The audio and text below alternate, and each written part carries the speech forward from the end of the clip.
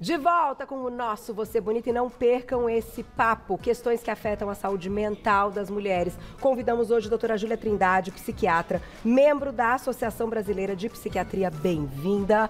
Que tema grandioso, importantíssimo, e a gente vai contar um pouquinho que pilares estão aí envolvendo essa questão, né? Bem-vinda. Um prazer estar aqui, falar com mulheres sobre saúde mental, né? É muito importante. Eu queria começar por aquela caixinha, doutor. Quando a gente, né, durante o intervalo bateu o olho aqui, a gente tem várias situações, só que falar de hormônios e ciclos biológicos é algo já conhecido pelas mulheres como uma montanha-russa, não é verdade? Mas o quanto isso, então, afeta a nossa saúde mental? A gente já tem estudos suficientes para dizer que sim, a importância dos hormônios na oscilação do humor. Tá. Inclusive, os riscos de depressão em mulher é 2 a 3 vezes maior do que os homens, especialmente durante a época entre a menarca, que é a primeira menstruação, e a menopausa. Então, a mulher acaba, nesses momentos, tendo mais episódios depressivos. Por quê? Essas oscilações que a gente tem mensalmente, que as mulheres sabem, influenciam nas respostas no nosso cérebro. Então, inclusive o hipocampo, que é uma área super importante relacionada à memória, ao bem-estar, ela diminui em alguns momentos do nosso ciclo como resposta aos nossos hormônios. Então, sim, as mulheres elas ficam mais sensíveis, elas ficam muitas vezes mais impulsivas, com vontade de comer mais, com vontade de comprar mais. Então, essa questão biológica explica muito desse comportamento, sim. E é fisiológico, a gente não está agindo de uma forma ali consciente, querendo aquilo, não. É uma sabotagem mesmo, enfim, e a gente tem que aprender a lidar com isso. É uma alteração química e em algumas mulheres é tão intenso que a gente precisa tratar isso, que a gente precisa fazer tratamento tanto com questões hormonais, e já tem se desenvolvido medicamentos que podem ser usados, porque tem inclusive um transtorno, que é o transtorno disfórico pré-menstrual, em que a mulher fica deprimida, ela fica irritada, ela altera muito o humor, ela tem um sofrimento, um prejuízo muito grande, e aí a gente precisa tratar. Mais ou menos 10 a 15% das mulheres acaba tendo isso. Então, é algo importante para a gente olhar e perceber que se eu tenho aquela TPM que eu não consigo trabalhar, eu não consigo me relacionar, eu preciso buscar ajuda porque tenho que fazer. E é uma alteração química do meu cérebro. Então, os homens entendam. É uma alteração química. Não pense que é exagero. Porque a mulher, ela tem uma capacidade, muitas vezes, de adaptação muito grande. Então, ela vai lá quando ela para, porque realmente não está dando mesmo, né? Então, tem essa alteração química e afeta diversas áreas do nosso cérebro. Muito bom. Vamos para essa próxima caixinha que está aqui ao lado. Outro pilar que a gente tem que discutir e a gente tem que ficar atento, essa que tá, essa nossa bonequinha de azul. Olha lá, experiências traumáticas. Isso eu acho que para todo mundo é algo, né, que muitas vezes muito difícil de lidar, mas para as mulheres pode ser ainda pior. Com certeza. E a gente sabe que, especialmente na infância, é muito importante que a gente cuide das crianças.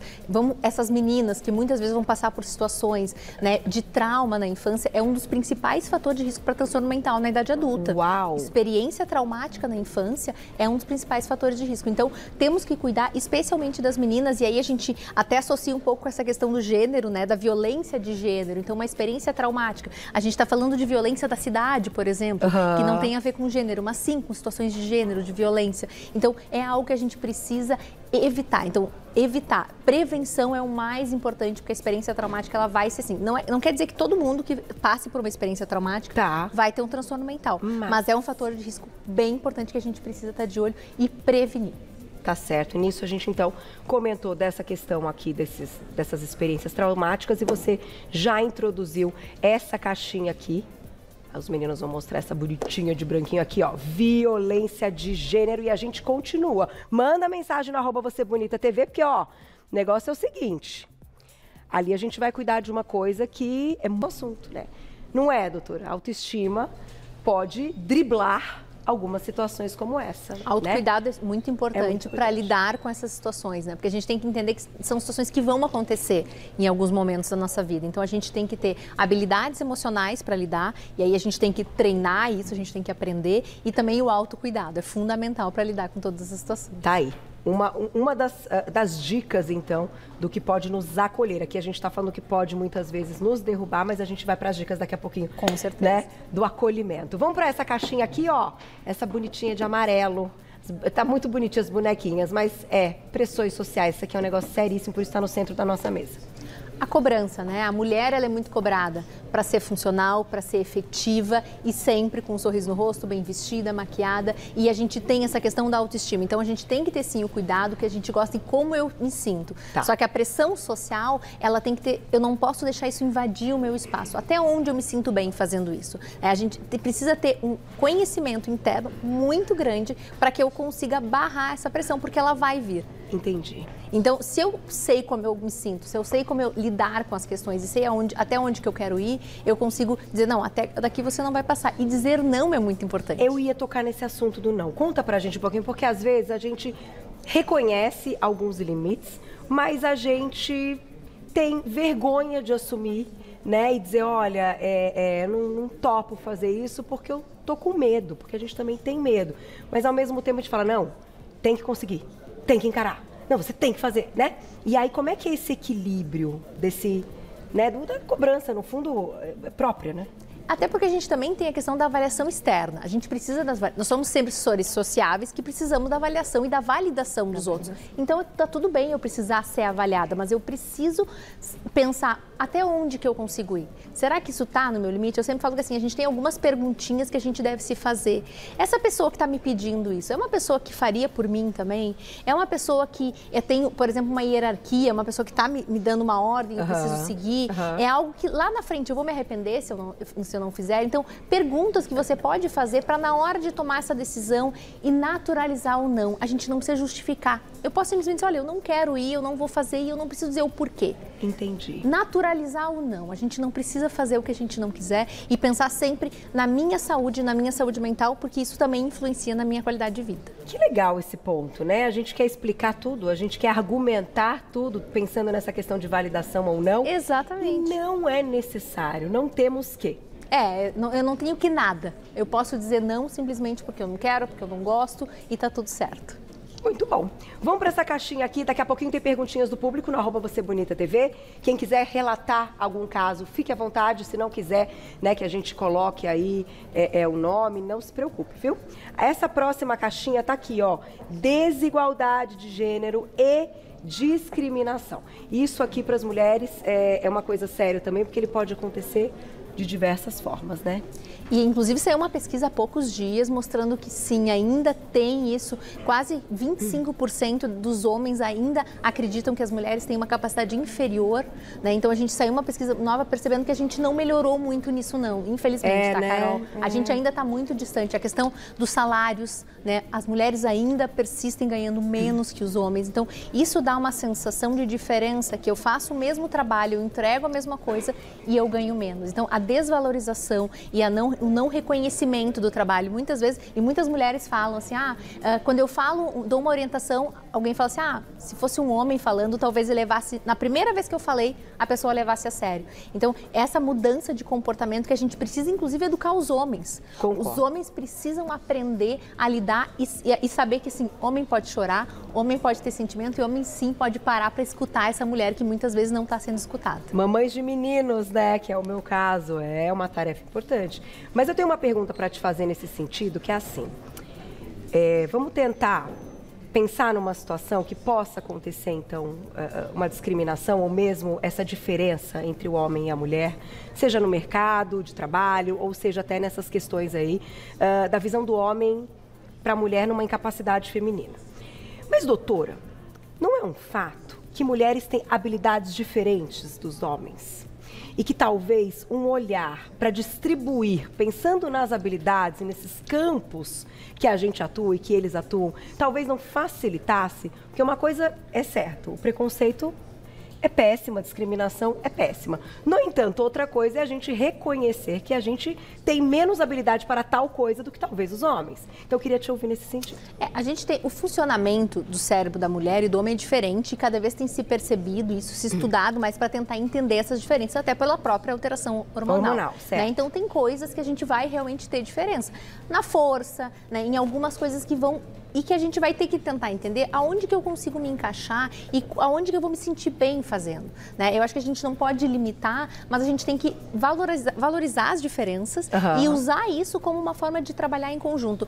Tem um estudo mostrando que equipes que têm mais mulheres têm mais cooperação. Então, a mulher tem uma capacidade de agregar e de fazer a cooperação entre a equipe. Então, é importante que tenha a mulher nessa, muitas vezes, dependendo do homem, ele vai fazer uma outra habilidade e a mulher, ela vai fazer uma cooperação e ela vai ajudar na montagem desse grupo numa eficiência, né? Políticas públicas, quando as mulheres estão envolvidas, a gente tem resultados melhores. Então, essa visão da mulher, que foi para ver o todo, né? O homem, muitas vezes, ele tem uma visão um pouco mais racional e direta de uma situação. A mulher, ela consegue olhar de uma forma mais ampla. Então, eu acho que a gente juntar as forças. A ideia é juntar forças e não cada um puxar para o lado e achar que não dá para fazer uma coisa ou não dá para fazer outra. Porque habilidades diferentes trazem aí, né, somadas, o sucesso, né? Ninguém faz sucesso sozinho, então a gente precisa também da habilidade do outro, mas é interessante essa visão, então, da gente estar inserido num núcleo ou atuando num mercado de trabalho, numa profissão, pensando que mulheres desenvolverão melhor tal parte e homens outra parte. A nossa equipe, né, de produção só tem um menino, olha lá ele, é o Gu, tá vendo, Gu? Mas precisa de você, né, Gláucia? Estamos de mãos dadas ali na cooperação feminina e aí vem o Gu, o homem é mais prático e tudo mais. Eu acho que aí, gente, a gente consegue também ficar melhor e deixar esse tema aqui menos preocupante, né? Talvez nos abalando menos. Ainda vamos ter que lutar muito e aprender muito, né? Aprender a regular a emoção, ensinar e trocar, né? Eu acho que isso é muito importante. Vou botar a perguntinha do público, olha lá quem escreveu pra gente, depois a gente encerra com mais um pilar aqui. Adriano mandou mensagem, um beijo, querido. Meninas que os pais fizeram bullying com o peso durante a infância, acabam crescendo com distúrbios de alimentação? Pergunta de milhões maravilhosa, a gente vai responder daqui a pouquinho. Vamos lá, deixamos uma pergunta do Adriano a respeito de bullying na infância. Então, as meninas que tiveram aí pais que fizeram bullying com peso durante a infância, será que elas acabam crescendo com distúrbios alimentares, doutora? Bullying é um dos fatores de risco para transtorno mental também na adolescência. Então, essa questão do peso e da autoimagem. A gente tem um transtorno que a gente chama transtorno dismórfico corporal, que é quando acho um problema onde não tem. Então, se eu tenho uma combinação de fatores e sim, um bullying, que pode ser dos pais, pode ser dos colegas, eu posso desenvolver transtorno alimentar. A gente tem mostrado nos estudos cada vez mais a questão das redes sociais, dos filtros e a associação com transtornos alimentares também. Então, tem que cuidar com a questão do bullying, até porque o bullying muitas vezes tem dentro de casa e eles repetem nas escolas com os colegas e é um dos fatores de risco para transtorno mental que a gente precisa sempre estar atento. Mas se eu tiver uma história genética, se eu, de repente já tem um familiar combinado com esses fatores, pode sim desenvolver transtorno alimentar. E essa questão dos filtros, então, são as pessoas que não conseguem aparecer sem o filtro, é nesse sentido? Eu começo a ter um desconforto com o meu nariz, por exemplo, que eu começo a usar um filtro com o nariz que eu olho e acho que é perfeito. E aí eu não consigo mais viver sem esse filtro. E eu começo a achar que o meu nariz tem problema. E muitas vezes eu começo a buscar muitos procedimentos. A questão não é fazer o procedimento, a questão é nunca estar satisfeito com nenhum procedimento. Então eu faço uma vez, duas, três, e eu tô sempre com a sensação de que não tá bom o bastante. E aí sim pode ser um problema e aí tem que ter tratamento. Olha, gente, interessante. Tem mais perguntinha, Glaucia? Podemos ir para a próxima caixinha? Diga-me já perguntinhas do público. Tem? Quer colocar agora? Então vamos lá. Depoimento da Renata, um beijo, Rê. Sou mãe de autista e tem dia que eu estou tão cansada que só levanto da cama porque sou obrigada. Já minha filha precisa de mim, mas é muito difícil. E aí? E aí a gente precisa de rede de apoio. E isso começa desde do pós-parto, né? Então a mulher na gestação, normalmente na gestação todo mundo está à volta da mulher. A mulher tá sendo paparicada. E aí quando chega a criança, chega o bebê, a mulher começa a ficar deixada um pouco de lado. Então rede de apoio é muito importante, especialmente quando a mãe tem uma criança especial, né? Uma criança com autismo, que vai precisar demandas, tem as terapias que precisa fazer. Então tem que sair de um lado para o outro. Então realmente dá bastante trabalho e precisa de rede de apoio. E Renata, né? Se cuida porque tu também tem que ter o teu momento, pede para alguém ficar com a tua filha. Eu sei que é difícil e se tu tá percebendo que não tá dando, busca ajuda porque não é para ter tanto sofrimento assim, não é o sofrimento, ele acontece, mas ficar sofrendo com ele, a gente pode ter tratamentos para lidar com isso e rede de apoio. Quem convive com ela tem que dar esse suporte. E sabe o que eu ia te perguntar, doutora? Você acredita que nessa frase, né, que a mulher, para ela ser uma ótima mãe, uma ótima profissional, uma ótima esposa, antes de tudo, ela precisa ser um egoísta, entre aspas, porque ela tem que se colocar em primeiro lugar, porque senão ela não dá conta do resto. Com toda certeza. É isso? É um egoísmo do bem? A gente precisa... sabe a frase do avião, as máscaras do oxigênio? Primeiro a gente tem que usar a nossa. Se tu não colocar a tua máscara do oxigênio, tu não vai conseguir nem ajudar idosos, nem crianças, nem qualquer pessoa. Então, em primeiro lugar, precisa ter o autocuidado. Eu não consigo cuidar de ninguém se eu não estiver bem, porque eu não consigo oferecer algo que eu não tenho. Então, se eu tô mal, eu não vou conseguir cuidar das pessoas. Então, eu preciso, sim, em primeiro lugar, me cuidar para poder cuidar. Tá certo. Vamos para essa caixinha aqui, que é mais um pilar, e já tem perguntinhas do público na @VocêBonitaTV. Dupla jornada. Às vezes tripla, às vezes nem sabemos quantas, né, doutora? São demandas, né? Então, a mulher que ela tem que cuidar de um filho, ela tem que cuidar do trabalho, ela tem que cuidar da casa. Então, a gente já não fala mais em dupla, a gente fala em pelo menos tripla, né? Porque a casa, o trabalho e os filhos. Então, realmente é uma das causas do que a gente chama de esgotamento materno, né? Então, chega um momento que a mulher, ela realmente não aguenta mais. E para isso, o que precisa? Ter qualidade de vida. E como é que eu faço isso? Tem que dormir, o sono é fundamental, eu preciso ter horário de sono. E assim, quantas horas, né? A gente fala, mas quantas horas tem que dormir? A quantidade de horas que tu acorda e tu sente que acordei bem. Sabe aquela sensação de dormi o suficiente? Para algumas pessoas vai ser 6, algumas pessoas vai ser 7. Então, não necessariamente tem que ser às 8 horas que a gente ouve falar. Mas tem que ser um momento de horas que eu realmente acordo bem. Atividade física, fundamental. É inclusive tratamento para quadros de ansiedade e depressão leve. A gente pode tratar com atividade física. Acredito, eu chamo a minha de terapia. Exatamente, porque é um fator que tanto previne transtorno mental, quanto pode ser usado como tratamento. Então, e eu falo assim, às vezes a pessoa fica esperando o momento perfeito, eu tenho que ter 1 hora. Não, 15 minutos, se tu conseguir 15 minutos no teu dia, tá ótimo. Deu a volta na quadra, em casa, subiu e desceu a escada, tá perfeito. Começa. Exercício bom é exercício feito. Então, qualquer atividade física que tu conseguir fazer em casa, tá tudo certo. 15 minutinhos, perfeito, já tem um começo e não desiste. Vai aos pouquinhos que uma hora isso começa a entrar na rotina e começa a virar um hábito. E hábito é algo que ajuda a nossa qualidade de vida e saúde mental. Você acha, doutora, vou deixar uma perguntinha, que a organização é uma parte de uma prevenção e um tratamento dessa nossa saúde mental, ou seja, organizar tudo? É muita coisa? É muita coisa. Mas organizar pode ajudar? Vou lá e já volto, certo? Daqui a pouquinho tem perguntinhas do público também no @VocêBonitaTV. Papo maravilhoso com a doutora hoje, hein, gente? Vamos lá. Deixei uma perguntinha para a doutora que é o seguinte. Organizar, parar e dedicar um tempo para organizar as coisas pode ser prevenção ou entra num tratamento da nossa saúde mental? 2 pontos importantes em relação à organização. Em primeiro lugar, uma pessoa que, por exemplo, que está deprimida, ela vai ter tendência a não fazer as coisas. E quanto menos ela faz, menos ela tem vontade de fazer. Entendi. Daqui um pouco, tá tudo bagunçado. E essa bagunça interfere na questão do humor. Então, bagunça piora o humor. Isso a gente já tem estudos mostrando, tá? Então, organização super importante. Outro ponto em relação à organização é, se eu começar a me organizar, eu vou facilitar a minha rotina.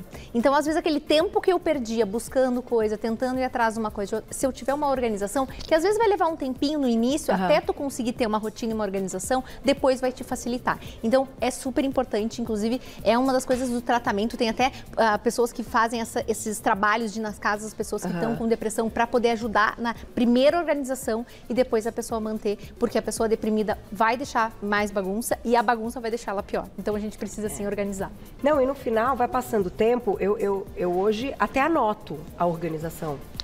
Porque tem coisa que você programou, já tem uns dias, se você não anotar, você também se perde. Acho que para cada um funciona de um jeito, né, doutora? Você lê ali, ou você, né, e colocando, não, isso aqui até tá horário, então eu tô dentro do horário. Não sei, aí é meio individual, mas fato é que a organização, então, ajuda. Ajuda porque a rotina facilita a tua organização no teu dia. É rotina. tu já sabe, esse horário eu vou fazer isso aqui eu vou fazer depois. Então, facilita e deixa as coisas mais claras. O nosso cérebro, ele precisa de organização para ele poder funcionar melhor. E parem de querer fazer 1000 coisas ao mesmo tempo. Começou a fazer uma coisa, faz no teu tempo direitinho, presta atenção. Eu gosto de usar muito o exemplo de lavar a louça. Lavar a louça é um exercício, é uma coisa que todo mundo tem que fazer, né? E é uma das coisas que a gente pode usar para poder prestar atenção no momento, porque é o que faz a gente voltar. Então, lava, percebe a temperatura, percebe o sabão, isso ajuda. A gente chama isso de mindfulness, que é a atenção plena. Eu estar no momento presente. Não precisa ser meditação. As pessoas acham que é meditação, que inclusive é um dos fatores que ajuda também na saúde mental. Meditação ajuda muito, já tem vários estudos mostrando também. Mas presta atenção, lava a tua louça hoje diferente, né? Vamos aproveitar que o pessoal agora está terminando o almoço. Lava a tua louça prestando atenção no que tu está fazendo. Tenta desconectar um pouquinho das outras coisas e fazer isso que vai fazer bastante diferença. Muito bom. Tem perguntinha do público, olha lá quem escreveu pra gente na tela. Aproveitem. Obrigada, Clarice. Beijo. Eu tenho tripla jornada. Cuido do meu filho, tenho encomendas de doces e ajudo minha cunhada com gêmeos. E sempre tiro um tempo para descansar e recarregar as energias. Tá aí, dando conta do recado. Exatamente. Né? Então, a Clarice está do jeito dela dando conta. Então, parabéns, Clarice, que ela tira o momento dela e é por isso que ela está conseguindo. E, doutora, parar também e tentar olhar assim de fora algumas coisas e validar as próprias conquistas, né, também podem colocar ali a saúde mental, enfim, deixá-la mais equilibrada? Nós mulheres, a gente tem tendência a olhar muito para o outro com compaixão e esquecer da gente. Então, olhe para aquilo, tudo que tu passou e pensa que assim, a gente sobrevive a todos os piores dias da nossa vida.